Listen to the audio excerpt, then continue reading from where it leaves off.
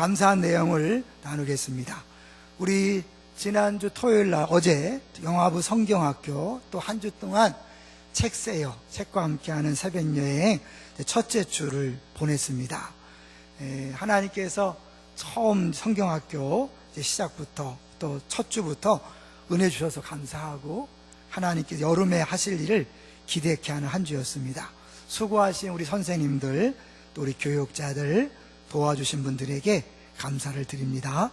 두 번째는 우리 지난주에 순장님들 부순장님들은 경험했겠지만 우리 저희 카페에 좀 꽉 차게 순장님들이 모여서 기쁨으로 투표하는 걸 보면서 참 행복했습니다. 이렇게 전체가 함께 모여서 이 교회 일을 함께 결정한다는 게 이렇게 좋은 거구나 다시 한번 느꼈고요. 여러분의 손으로 뽑았으니까 이제 많이 기도해 주시고 섬겨 주시면 감사하겠습니다. 한국에서 이 파송하는 목사를 전교인이 뽑는 건 아마 없을 거예요, 그렇죠? 근데 그렇게 함으로 우리 교회가 지향하는 것이 무엇인지를 계속해서 서로 나누려고 합니다. 이 목사가 주도하는 것이 아니라 모든 성도가 함께하는 교회. 그렇다면 여러분 이제 파송 받을 목사님과 함께 할 성도님들도 기도해 주세요. 본인이 가든지 다른 사람을 세게 기도해서 보내든지 이렇게 같이 기도해 주시면 좋겠습니다.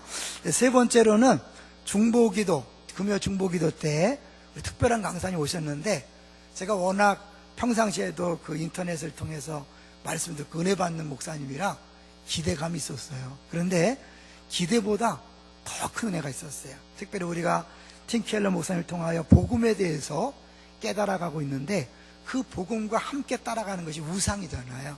근데 요나서를 가지고 우상에 대해서 너무 쉽게 분명하게 잘 이렇게 말씀을 풀이하는 걸 보면서 참 큰 일을 받으면서 야, 하나님 우리 교회를 정말 사랑하신다. 하나님께서 이렇게 큰 은혜를 주시는구나. 그런 생각이 들면서 이번 여름이 너무너무 기대가 됐습니다. 뒤에서 기도해 주시고 선교 주신 분들에게 감사를 드립니다. 자, 이제 오늘 제목을 볼까요? 오늘 제목이 뭡니까? 해방되었네. 우리 해방하면 8.15 우리의 해방을 생각할 수 있지만 이미 우리에게는 이 8.15 해방이 너무 먼 얘기처럼 보여서 실감이 잘 안 나는 것 같아요. 아까 일부 예배 때 우리 조승복 목사님이 설교하는 걸 가만히 들어보니까요, 8.15 광복절 노래가 있는 걸 이번에 처음 알았대요. 그러니까 이렇게 우리 부목사님 세대도 벌써 이 광복절 노래가 있는지 없는지도 모르는 세대가 됐기 때문에 이제 광복절을 이야기하면서 말씀을 적용하기는 쉽지 않겠다. 그래서 저는 사실 이 오늘 말씀을 준비하면서 제가 본 영화를 떠올렸어요. 영화를 많이 볼 기회가 없는데 미국 가면서 11시간을 타고 가니까 그 비행기 안에서 영화를 보는 중에 이 피규어, 히든 피규어라고 보셨습니까? 히든 피규어.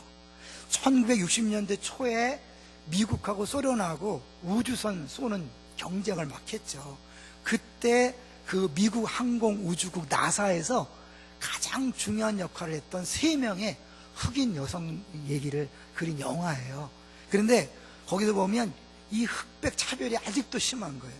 남북 전쟁을 통해서 분명히 노예가 해방됐지만 100년 동안은 그 인종차별 정책이 계속 진행되는 거죠. 대표적인 짐 크로버유라고 그래서 흑인과 백인은 공공장소에서 같이 있지 못해요. 화장실 같이 못 써요. 심지어 커피도 같은 포트로 마시지 못해요. 그래서 거기 정말 이 중요한 역할을 하는 흑인 여성인데 막 화장실 가려면 건물을 나와서 1.6km를 막 뛰어가는 거예요. 막 뛰어갔다가 달려오는 거예요. 상사가 찾으면 그냥 없는 거예요. 왜? 화장실 갔다 오라고. 막 비가 쏟아지는데 비 맞고 막 갔다 오는 거예요. 그걸 보면서 참 미국이란 나라도 지금은 괜히 멋있어 보이지만 얼마 전까지만 해도 참 우스운 나라였다. 그런 생각이 들면서 그 흑인들이 완벽하게 자유를 얻기까지는 엄청난 과정이 있었구나라는 걸 느꼈어요. 이 짐 크로베라는 흑백 차별법은요, 1964년 시민권법하고 65년 선거권 법이 제정되면서 완전히 이제 없어진 거죠. 하나의 법 안에서 꼼짝 못하던 흑인들이 또 다른 법이 세워짐으로 자유를 얻게 된 것을 보면서 오늘 본문 말씀 한번 생각해 봤어요. 자, 오늘 말씀은요, 우리 2절을 먼저 한번 보겠습니다. 이 해방에 대한 말씀을 하고 있습니다. 자, 2절을 볼까요? 시작. 이는 그리스도 예수 안에 있는 생명의 성령의 법이 죄와 사망의 법에서 너를 해방하였습니다. 이 로마서 8장 1절부터 나오는 내용은요, 조금 성경에 관심 있는 사람들은 다 보고 은혜 받은 사람, 은혜 받았어요. 근데 여러분이 알고 있는 8장 1절부터 11절은요, 어찌 보면 한 3, 40%밖에 안 될 수도 있어요. 만약에 이 8장 1절을 정확히 알고 의미를 정말 여러분이 이해했다면 우리의 신앙생활은 달라질 수밖에 없어요. 왜요? 이 8장 1절은 사실은 성경 전체의 가장 핵심이라고 말할 수 있고 우리 신앙생활의 가장 큰 비밀이라고 말할 수 있기 때문에 그런 거죠. 저도 사실은 이제 몇 년 전에 로마서 강의를 했지만 그때와 다른 눈으로 보면서 이제 설교를 하게 됐습니다. 사실 해방이란 말을 우리가 이제 보기 전에 먼저 우리 8장 1절을 한번 봤으면 좋겠어요. 자, 8장 1절 시작. 그러므로 이제 그리스도 예수 안에 있는 자에게는 결코 정죄함이 없나니. 그런 경험이 있습니까? 교회를 처음 나왔는데 언제부턴가 나도 모르게 기뻐. 이유를 알 수 없는데 찬송하면 눈물이 나고 말씀을 듣는 게 좋고 예배 드리는 게 행복해. 그런 시절이 있었나요? 이유를 몰라. 어느 순간에 갑자기 그런 경험을 하게 되는 거죠. 그런 경험이 없다면 아직 거듭났는가 안 났는가 한번 확인해 봐야 되고요. 거듭난 사람은 그렇게 돼 있어요. 찬송하다가 울고 말씀을 듣다가 아멘 하면서 감격하고 교회 오는 것이 왠지 즐겁고 세상이 달라 보이고 어젯밤처럼 천둥 번개가 쳐도 그 음악 소리를 들을 수 있는, 그게 거듭난 사람의 모습이죠. 그러니까 신앙생활은 가슴부터 시작해요. 근데 그게요 오래 가지 않습니다. 어느 순간부터 쓱 식어요. 그 다음에 필요한 게 뭐냐면 머리예요. 머리. 진리를 알지니 진리가 너희를 자유케 한다 그랬거든요. 사실은 이 가슴으로 느끼는 것은요, 내가 뭘 알아서 깨달아서 느끼는 게 아니라 그냥 성령님이 나를 거듭나게 하셔서 저절로 오는 거예요. 이유를 몰라요. 근데 이 머리로 깨닫는 순간 그게 그거였구나. 그러면서 이제 내가 8장 1절을 이해하게 되는데 이제 거기서 끝나면 안 돼요. 분명히 머리로는 이해가 됐는데 이게 배로 내려오지 않으면 신앙생활이 달라지지 않아요. 그래서 분명히 내가 막 깨닫고 막 입을 열면 은혜를 얘기하고 말씀을 얘기하고 복음을 얘기하는데 삶에 기쁨이 없어요. 감격이 없어요. 왜 그럴까요? 2주 전에 말씀드린 것처럼 이 생수의 강은 배에서 나오잖아요. 배. 왜 배일까요? 배는 우리가 배부르다 얘기하는 것처럼 만족을 얘기하는 거예요. 인생의 만족이 느껴질 때 우리 신앙생활이 달라지는 거예요. 사실 우리가요 인생을 살면서 뭐가 제일 힘듭니까?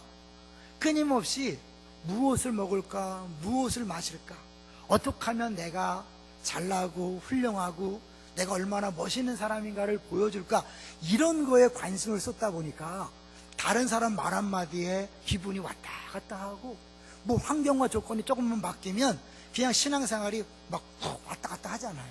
우리 금요일 중보기도 때는 그것이 나의 우상임을 보여주는 증거라고 말씀하신 걸 기억할 거예요. 근데 사실 그런 건 왜, 원인이 뭡니까?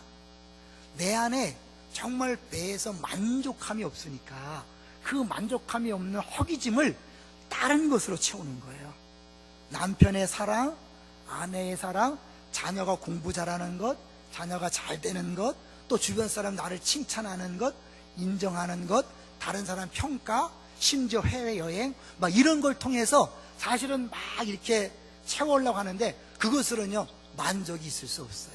진정한 만족은 생수의 강이 우리 안에서 흘러넘칠 때 내 안에 만족이 경험되면 다른 사람의 평가나 다른 사람의 인정에 신경을 쓰지 않는 거예요. 이 말은 뭐냐면요, 다른 사람이 뭐라고 말해도 내가 요동하지 않는 거예요. 그 말은 여러분이 교회에 나왔을 때 쉽게 얘기해서 인상 쓸 일이 없어지는 거예요. 집에서도 인상 쓸 일이 없어지는 거예요. 여러분, 제가 집에서 인상 쓰는 이유가 뭐예요? 남편이 마음에 안 드니까, 아내가 마음에 안 드니까, 부모가 마음에 안 드니까, 자녀가 마음에 안 드는 인상 쓰는 거잖아요. 그러면 그 마음에 안 드는 게 왜 문제일까요? 남편이고 아내고 자녀 때문일까요? 아니에요. 여러분 안에 만족함이 없기 때문에 그런 것들을 통해서 그 부분을 채우려고 하다 보니까 기분 나쁘고 인상을 쓰는 거예요. 마찬가지 여러분 교회 와서 만족하지 못하는 이유는 뭘까요? 뭣도 어떻고 뭣도 어떻고 사실 그게 문제가 아니라 여러분 안에 성령이 주시는 생수의 강으로 한 만족함이 없기 때문에 그런 거죠. 이것이 이 배에서 나는 생수의 강을 경험하는 자리까지 가야 신앙생활이 행복한 거예요. 그래서 여기 보면요 6절을 보세요. 6절을 보시면 시작. 육신의 생각은 사망이요 영의 생각은 생명과 평안이니라. 우리가 어떠한 생각을 하냐에 따라서 결과는요 육신의 생각, 다른 말로 내가 내 만족을 위해서 추구하는 남편과 아내와 부모와 자녀와 돈과 건강과 사람들의 평가, 다 이건 육신의 생각이에요. 이거는 뭐예요? 결론이 사망이에요. 사망이라는 게 뭘까요? 그림을 생각해 보세요. 성경에서 사망을 얘기하는 첫 번째 그 부분이 어디입니까? 선악을 알게 하는 나무 열매를 따먹지 말라. 따먹으면 정령 죽으리라. 사망을 얘기했죠. 근데 선악을 알게 하는 나무 열매를 따먹었는데 죽었어요? 안 죽었어요? 안 죽었어요. 그러면 그 사망이란 게 뭡니까? 하나님으로부터의 끊어짐을 얘기하는 거예요. 하나님 무한한 자원으로부터의 끊어짐이 나에게 부족을 주었고, 그 부족 때문에 여러분 끊임없이 인생은요 달라 끊임없이 불만족 속에서 남에게 요구하는 인생을 살아가는 거예요. 그러니까 사망이란 불만족, 부족을 얘기한다면 생명은 뭘까요? 더 쉽게 하게 되면 생명과 평안이라 그랬어요. 생명과 평안이 동요라는 거예요. 평안은 뭐죠? 샬롬이에요. 샬롬. 2단계 양육을 하다 보면 이 용어 정의가 잘 돼 있죠. 뭐라 그랬어요? 하나님의 뜻이 우리 안에 이루어질 때 나타나는 부족함이 없는 상태. 이해되시나요? 부족함이 없는 상태가 샬롬이에요. 그 샬롬이 예수 안에서 이미 우리에게 주어진 줄로 믿습니다. 그래서 시편 23편 1절을 뭐라고 한다고요? 여호와는 나의 목자시니 내게 부족함이 없으리로다. 그 부족함이 없다는 말을 영어로 쓸 때 뭐라고 했어요? have no need. 요구 있죠. 내가 요구사항이 없어지는 게 만족이에요. 남편에게 요구사항이 없어지고 아내에게 요구사항이 없어지고, 그럼 무슨 점에서 하냐? 이제는 뭐예요? 남편을 행복하게 하고 아내를 행복하게 하고 자녀를 섬기고 부모를 효도하고, 윗사람한테 뭘 요구하는 게 아니라 내가 윗사람 어떻게 잘 공경할까? 다른 사람에게 요구하는 것이 아니라 어떻게 섬길까? 이게 바로 신앙생활이잖아요. 동의하시나요? 그게 사랑이잖아요. 그게 만족한 사람에게만 나타나는 거예요. 이게 불만족하면 그게 안 돼요. 당장에 다른 사람에게 요구하지 줄 생각을 안 하는 거예요. 우리가 예수운동을 하지만 진정한 예수운동은요 이 로마서 8장을 이해한 사람, 경험한 사람만이 가능한 거예요. 예수님이 이 땅에 오셔서 하신 목이 뭐예요? 내가 온 것은 양으로 뭐한다? 생명을 얻게 하고 뭐래죠? 풍성케 하려 함이라. 그 생명과 풍성, 생명과 평안이 같은 거죠. 풍성이 뭐예요? 차고 넘침이잖아요. 그래서 그것을 얘기하려고 잔치 얘기를 하는 거예요. 천국은 잔치, 구원은 잔치예요. 예배는 축제예요. 이 잔치가 돼야 되는 거예요. 왜? 풍성함이 있는 것이니까. 그런데 이 풍성한 삶을 모든 사람이 누리는 게 아니에요. 예수를 믿지만 어떤 사람은 이 풍성한 삶을 누리고 어떤 사람은 못 누려요. 그게 다시 6절이에요. 이 차만선 목사님이 한 주 동안 이 본문을 가지고 하면서 계속 이 말씀을 외우게 했어요. 왜? 제일 중요한 게 다시 볼게요. 6절을 보세요. 6절 시작. 육신의 생각은 사망이요 영의 생각은 생명과 평안이라. 지난 한 주간만 생각해 보세요. 여러분 뭔가 부족해서 입만 열면 불평하고 원망하고 비난하고 또 나가서 뭐예요? 뒷담화하고 시기 질투하고 화냈습니까? 아니면 입만 열면 위로하고 격려하고 칭찬하고 도와줬습니까? 차이가 뭘까요? 내 안에 사망이 있는 사람, 부족함이 있는 사람, 없는 사람은 계속해서 뭐예요? 남한테 요구하는 용어를 쓰는 거예요. 부모는 이래서 문제고, 애새끼들은 이게 문제고, 남편은 이게 문제고, 자녀는 이게 문제고, 교회는 이게 문제고, 목사는 이게 문제고. 이게 뭔지 아세요? 내 안에 부족하다는 걸 보여주는 거예요. 근데 내 안에 생명과 평안이 있는 사람 어떻게 해요? 이제 내가 행복하니까, 만족하니까 나는 남편을 위해서, 아내를 위해서, 자녀를 위해서, 부모를 위해서, 성도들을 위해서 무엇을 할까? 그러니까 어때요? 생각이 다르죠. 그러니까 거기는 어때요?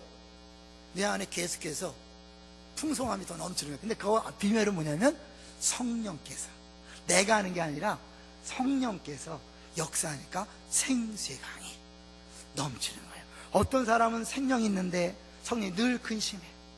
저러면 안 되는데, 김집사야, 너 그러면 안 되지 않냐? 입만 열면 막 비난하고 욕하고 뒷담화하고 불만을 얘기하고, 내 안에 이 부족이 문제인지 모르고 뭐에 자꾸 딴 사람한테 계속 얘기하는 거예요. 인상 늘 쓰면서 짜증 섞인 얼굴로 하는 거죠. 근데 내 안에 성령께서 역사하는 건 어떻게 해요? 늘 다른 사람의 귀에 귀를 기울이고, 무엇을 줄까? 무엇을 필요로 하지? 안 된 사람 불쌍히 여기고 긍휼히 여기고. 여러분, 어떤 삶을 원하십니까? 당연히 후자, 생명과 평안의 삶이죠. 그 삶을 살 수 있는 방법을 바울이 얘기하는 거예요. 1절이 그게 비밀이에요. 자, 1절을 볼까요? 자, 1절 시작. 그러므로 이제 그리스도 예수 안에 있는 자에게는 결코 정죄함이 없나니. 그 정죄함이 없다는 것이 해방과 연결되는데요, 이 말씀이 여러분에게 분명하게 깨달아지길 바랍니다. 이건 뭐냐면, 예수 믿는 사람은 더 이상 죄를 죄인이라고 인정하지 않는다는 거예요. 죄와 무관한 사람, 한마디로 뭐냐면 하나님이 넌 죄 없어, 그건 아니고 너는 내가 사랑해, 내가 너를 기뻐해, 넌 오라, 얘기하는 거예요.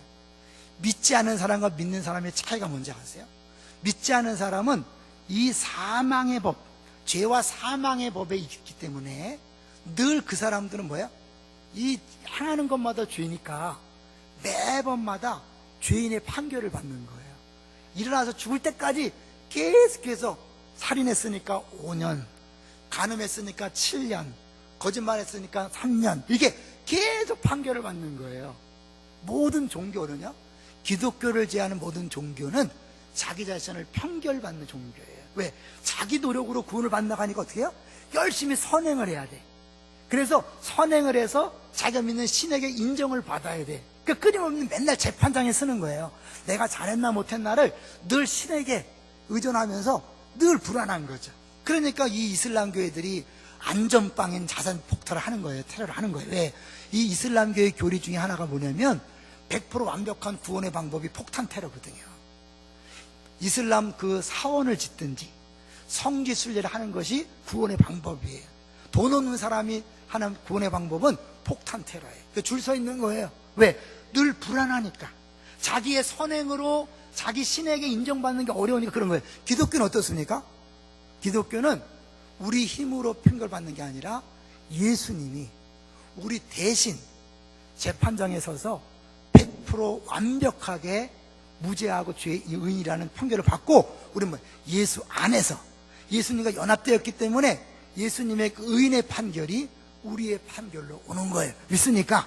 그래서 예수 안에 있는 생명의 성령의 법이라는 건 뭐냐면, 사실은 이 우리 안에 성령께서 오심으로 말미암아 나를 거듭나게 하시고, 그 성령이 통하여 하나님이 나를 볼 때 나를 보는 게 아니라 성령을 보는 거죠. 성령이 계시지만 실제로 예수를 본다 그래서 하나님이 세례받는 예수님에게 이는 내 사랑하는 아들이여 내 기뻐하는 자라고 말한 것처럼, 나를 볼 때마다 매 순간 이는 내 사랑하는 아들 내 기뻐하는 자라고 선언하는 거예요. 이해되세요? 그러니까 당신에 대한 하나님 사랑은 언제나 100%라는 게, 내가 일주일 동안 성경 공부를 열심히 하고 기도 많이 해서 일주일 왔을 때 너 이제 오라, 그리고 한 주를 갔다 막 헤매고 죄짓고 왔으면 어떻게 해요? 하나님이 넌 빵점 죄인, 이런 게 아니란 말이에요. 우리는 예수 믿는 순간 영원히 죄에서 자유한 줄로 믿습니다. 이게 왜 중요하냐면요, 이 나중에 내가 옳은가 그른가에 신경을 쓰는 사람은요 앞으로 나아가지 못해요. 내가 옳은가 그른가에 신경 쓰는 사람은 언제나 나를 입증하기에 바빠. 그러니까 때론 거짓말도 하고 성질도 내고 나에게 내 주장을 펴고 양보하지 않고 강압하고. 왜? 그래야 내가 옳다고 입증이 돼야 내가 옳은 것처럼 느껴지는 만족감이 있잖아요. 근데 하나님이 내가 너를 사랑해, 내가 너를 기뻐해, 이게 1장이에요. 1절이에요. 그게 딱 딱 온 사람은 어떻게 해요? 다른 사람이 뭐라고 말해도 신경 쓸 게 없는 거예요. 왜? 나는 이미 의인이니까. 나에게 정죄함이 없으니까 다른 사람이 뭐라고 말해도 흔들리지 않는 거예요. 이게 확신이 없으니까 끊임없이 다른 사람들의 평가에 마음이 쓰이는 거예요. 뭘 하고 나서도 잘했나 못했나, 여름 행사를 하고 나서 잘했나 못했나, 이게 늘 신경 쓰이는 거예요. 아니, 이거는 일절을 모르는 사람이에요. 일절이 확신되는 사람은 이제 뭐예요? 더 이상 신경 쓰지 않고 앞으로 나아가는 거예요. 뭘 나갈 거예요? 더 이상 나에 대한 관심은 끝. 이제 정죄함이 없다, 주님이 사랑한다, 기뻐한다, 그래요? 난 이제 만족하니까 관심이 내가 아니라 뭐예요? 하나님이고 예수님, 성령님, 이웃에 대한 관심으로 쏟는 거예요. 그러니까 이 영의 생각은 아무나 하는 게 아니라 일절이 확실하게 와닿는 사람, 내가 정죄함이 없다, 나는 이미 의인이다, 하나님이 인정하는 아들이다 라고 딱 확신이 쓴 사람이 더 이상 내가 하나님 앞에 잘 보이려고 애를 쓰고 노력하고 다른 사람을 인정받아 애를 쓰고 노력하지 않으니까 피곤하지 않는 거예요. 힘들지 않는 거예요. 인상 쓸 일이 없는 거예요. 그게 자유 아니에요? 다른 사람이 말 한마디에 내가 기분이 왔다 갔다 하는 데가 자유합니까? 노예입니까? 노예죠. 다른 사람이 평가 때문에 내가 막 밤잠을 못 잔다, 자유인입니까? 노예입니까? 노예죠. 교회에 나오지 않았으면 차라리 평가를 안 받을 텐데 교회에 나와서 평가받으니까 더 힘든 거예요. 여러분, 일절이 우리의 신앙생활의 비밀인 거예요. 이것을요, 로이드 존스 목사님이 이렇게 비유했어요. 믿지 않는 사람이 죄를 짓는 것과 믿는 사람이 죄를 짓는 건 차이가 있다. 믿지 않는 사람이 죄를 짓는 것은 마치 국법을 어기는 것 같아서 매번마다 뭐예요? 죄를 질 때마다 선고를 받는 거예요. 징역 5년, 징역 7년, 징역 8년. 근데 우리가 예수 믿는 사람은 이미 예수 안에서 정죄함이 없으니까 우리는 재판정에 서지 않아요. 심지어 무슨 짓을 해도 우리는 다만 남편이 아내에게 하지 못할 말과 행동을 했을 때 오는 그런 마음의 미안함, 죄송함, 그런 건 있지만 사실은 뭐예요? 법 앞에 서지 않는다는 거예요. 이런 거예요. 사랑의 관계와 국법의 관계가 다르다는 거예요. 저는 이거를 더 쉽게 설명하기 위해서요, 저에 대한 우리 부교육자들에 대하는 태도하고 우리 딸과 아들의 태도가 똑같을까요? 다를까요? 다르죠. 부교육자들은 저를 담임 목사로 대하기 때문에 늘 알게 모르게 사무적으로 대하니까 잘하냐 못하냐가 자기도 모르게 신경을 쓰이는 거죠. 근데요, 우리 아들, 딸은요, 우리 집에 오면 아주 엉망진창입니다. 완전 애들이 풀어져 갖고요, 야, 저래갖고 어떻게 하나. 근데 밖에 나가면 그래도 뭐 괜찮다고 그래요. 목사니까 그 정도 아니고. 애들이 왜 집에 와서 풀어집니까? 아빠가 뭐든지 용납한다는 건 그 사랑을 알기 때문에 긴장하지 않는 거예요. 내가 무슨 말하고 무슨 행동을 해도 아들에서 쫓겨나거나 벌 받는 게 아니니까 그냥 풀어지는 거예요. 여러분, 이게 일절을 믿는 사람의 모습인 거예요. 늘 전전긍긍해서 내가 성경을 좀 읽고 기도했을 때는 하다가 죄 짓고 오면 그게 교회 오면 막 더 힘들어. 아니에요, 여러분. 여러분이 일주일 동안 뭐 선행을 많이 하고 성경을 많이 읽어서 당당하고 죄 짓다고 이렇게 하는 게 아니에요. 그리스도 안에 결코 정죄함이 없습니다. 할렐루야. 이것을 3절을 보세요. 3절을 보시면 이제 잘못하는 사람들이 율법과 복음을 대비시키는 게 아니에요. 3절 볼까요? 3절 시작. 율법이 육신으로 말미암아 연약하여 할 수 없는 그것을 하나님은 하시나니 곧 죄로 말미암아 자기 아들을 죄 있는 육신의 모양으로 보내어 육신의 죄를 정하사. 율법이 육신으로 말미암아 연약하여 할 수 없는 그게 뭘까요? 하나님의 생각, 하나님 뜻대로 사는 거예요. 자, 이 7장을 가봐야겠죠. 이 바울이 8장을 얘기하는 것은요, 7장과 연결되는 거잖아요. 자, 우리 7장 19절부터 한번 볼까요? 7장 19절 보니까 시작. 내가 원하는 바 선은 행하지 아니하고 도리어 원하지 아니하는 바 악을 행하는도다. 나는 분명히 선을 행하고 싶은데 악을 행하는 거예요. 왜 그런 거예요? 20절 시작. 만일 내가 원하지 아니하는 그것을 하면 이를 행하는 자는 내가 아니요 내 속에 거하는 죄니라. 여긴 죄라 그러고요, 그를 죄의 법이라고 또 표현해. 23절 보세요. 23절 시작. 내 지체 속에서 한 다른 법이 내 마음의 법과 싸워 내 지체 속에 있는 죄의 법으로 나를 사로잡는 것을 보는도다. 그러니까 죄와 사망의 법이 뭐냐? 간단히 말하면 뭐예요? 죄의 법, 원리, 중력과 같은 힘이요. 내가 어쩔 수 없는, 나를 끌고 가는, 사로잡는 그 힘이, 예수 믿지 않은 사람은 여기에 꼼짝 못하고 매일 죄만 짓게 돼 있어요. 그런데 예수 믿는 사람은 다른 게 뭐냐? 사실 하나님이요, 율법을 누구에게 줬습니까? 이스라엘 백성이 줬어요. 좋은 거예요, 나쁜 거예요? 좋은 거예요. 왜냐하면 죄와 사망의 법은요, 아담이 범죄한 이후에 모든 인류를 지배하는 법이었어요. 근데 하나님이 이스라엘 백성을 구원한 다음에 그들에게 생명과 평안을 누리게 하기 위해서, 영의 생각, 생명과 평안을 누리게 하기 위해서 준 게 뭐예요? 그게 율법이에요. 살인하지 말라, 간음하지 말라, 도둑질하지 말라, 뭐예요? 그렇게 했을 때 사망에 빠지지 아니하고 심판에 빠지지 아니하고 하나님 원래 주신 생명을 누리는 것이 율법이. 근데 율법은 좋은 건데 뭐가 문제다? 육신이 연약해서 그 좋은 법을 내가 할 수 없는 거예요. 그래서 여러분, 율법과 복음의 차이는 뭐냐면, 율법은 한마디로 뭐예요? 이렇게 살아야 한다, 이렇게 살아라, 이렇게 해야 된다. 자녀에게 아무리 그렇게 해봐야 애가 변하는 게 아니에요. 하나님 우리에게 좋은 율법을 줬지만 그 율법이 우리를 변화시키지 못했어요. 그래서 하나님이 어떻게 해요? 하나님의 방법을 썼는데 그게 뭐예요? 하나님은 하시나니. 많이 들었죠? 복음이란 하나님이 하시는 것이다, 좋은 의 소식이다. 뭘 하신 거예요? 우리들이 율법을 줬지만 못하니까 하나님의 방법을 썼는데 그 방법이 뭐예요?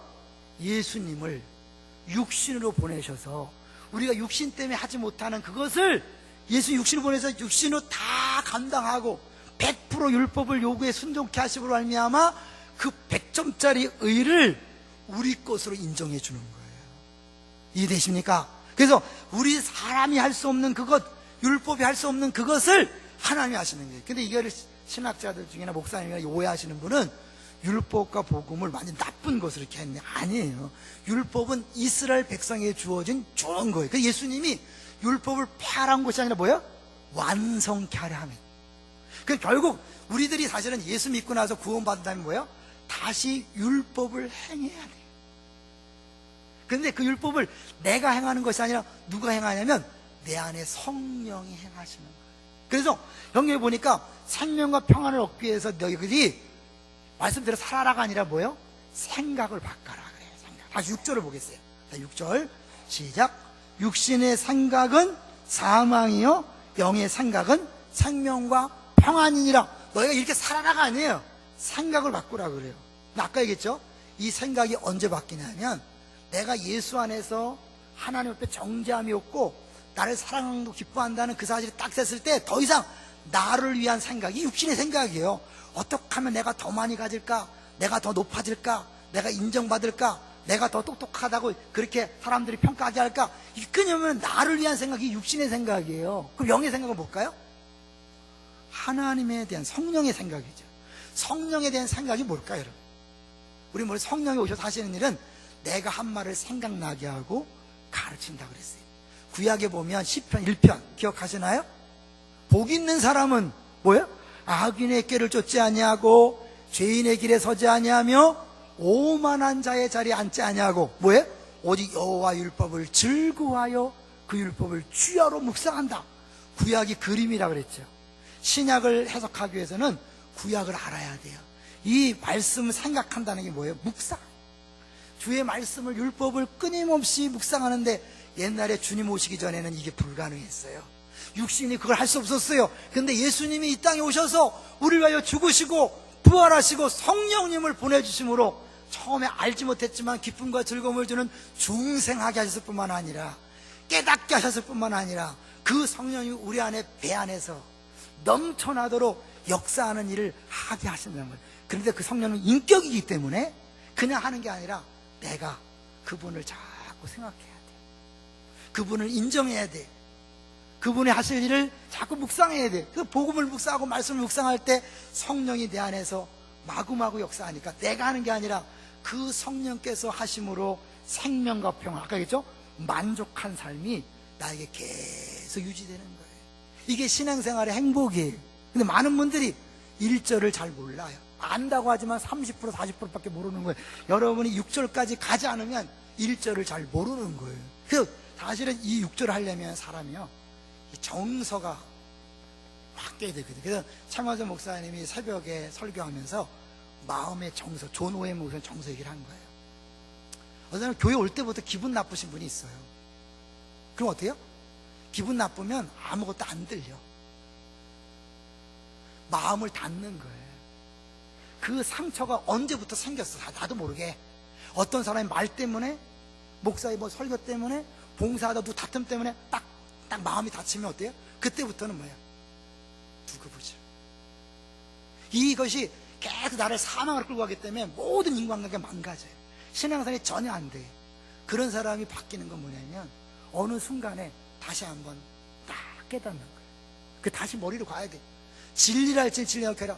우리가 한 번 아는 게 다가 아니에요. 그걸 위해서 때로는요, 여러분, 양육이 필요한 거예요. 양육받기 전에는 늘 동일한 설교를 듣기 때문에 여러분 안 들어. 근데 다른 환경, 다른 조건에서 다른 말씀이 들리면 사람이요, 신선하기 때문에 귀 기울여 듣다가 아, 그거구나. 원래 성경은요 변하지 않았어요. 하나님을 사랑한다는 거, 기뻐한다는 거, 정죄이 없다는 거 변하지 않았어요. 근데 그것이 안 들어와. 어느 순간부터 마음의 정서가 깨져서 안 들어와서 어떻게 해요? 이 계속해서 육의 생각만 하는 거예요. 막 화가 나서 막 분노해서 그냥 계속 불만만 쏟고 있는 거죠. 그게 어느 순간에 딱 하는 거예요. 양육, 생수회관 가져야 돼요. 3박 4일 동안, 2박 3일 동안 사랑을 받으면서 아, 내가 이렇게 사랑받는 존재구나. 하나님 나를 기뻐하는구나. 그리고 어떻게 해요? 이 말씀 1절이 다시 와닿는 거예요. 그랬을 때 아, 그냥 나를 위해서 그렇게 지지 않으려고, 나를 보호하려고, 나를 입증하려고 그렇게 하던 사람이 어떻게 해요? 이걸 놓고 이제 정의의 생각을 하게 되는 거예요. 그래서 이 과정이 또 필요해요. 그래서 여러분 끊임없이 이런 게 필요한 거예요. 이번에 창조과학 탐사 다녀온 사람들이 달라졌잖아요, 여러분. 여행 때문에 달라진 게 아니에요. 그 창조주 하나님을 만나고 오니까 그 하나님이 나의 하나님, 그분이 나를 사랑한다는 걸 아니까 어떻게 해요? 이 정서가 바뀌는 거예요. 이 내려오는 거예요, 여러분. 머리로 하는 거. 이건 1절은 언제부터 봤어요. 근데 그게 그런 경험을 통한 1절이 다르게 입체적으로 다가오는 거예요. 그래서 교회에서는요, 양육도 하고 생수회강도 하고 창조과학 탐사도 하고 여러분 봉사할 기회도 주고 하는 거예요. 어떤 사람은 죽어도 안 나와. 그러니까 안 바뀌죠.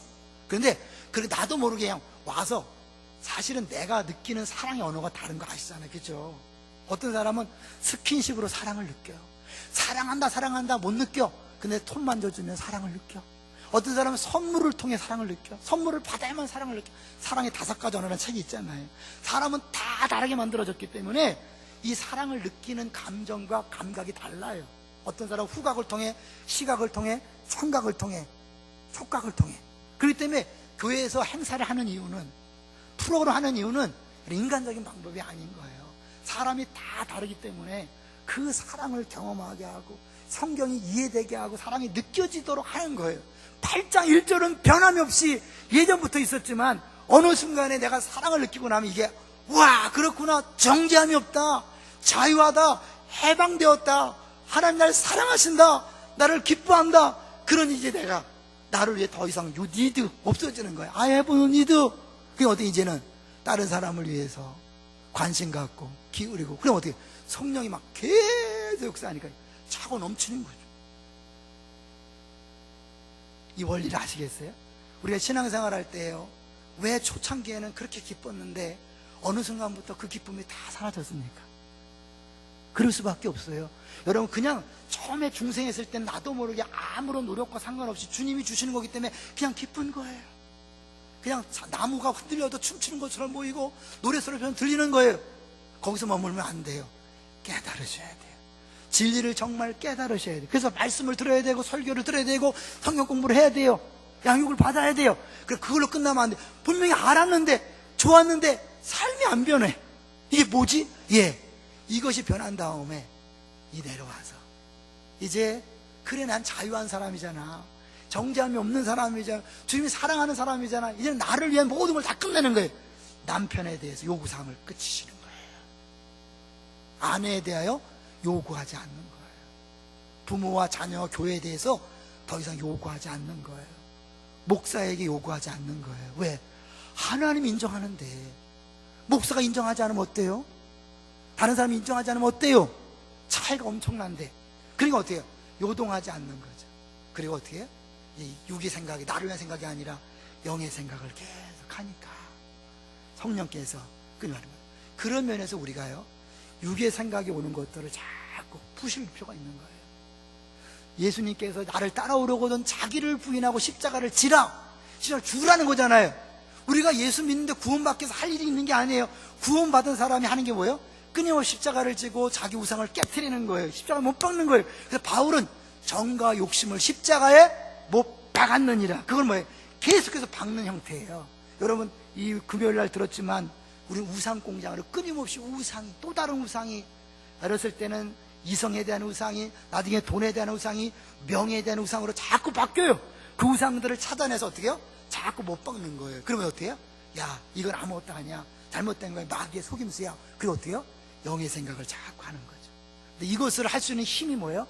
깨달음과 정서를 바뀌어시키는 그런 프로그램들이 그럴 수 있는 거예요. 패밀리 가서 울면서 그거 나누고, 여러분이 이 여름에 봉사하다가 애들 코찔찔이 봉사하다가, 야, 나도 애들한테 이런 사랑이 있는데 우리 하나님 얼마나 나를 사랑할까? 그 사랑이 느껴지면서, 그 사람이 제일 많이 발행해서 초상집에, 초상 났을 때 누구도 부인하지 못하는 게 성도들의 사랑을 느껴요. 그 떡을 내는 거잖아요. 이런 특별한 이벤트가 때로는 필요할 때가 있어요. 여러분, 우리 교회에서 많이 제공합니다. 꼭 필요한 것들을 제공합니다. 여러분, 누가 온다 그럴 때 열 제쳐주고 오세요. 지난 금요일날 오신 분들 절대 후회하지 않았을 거예요.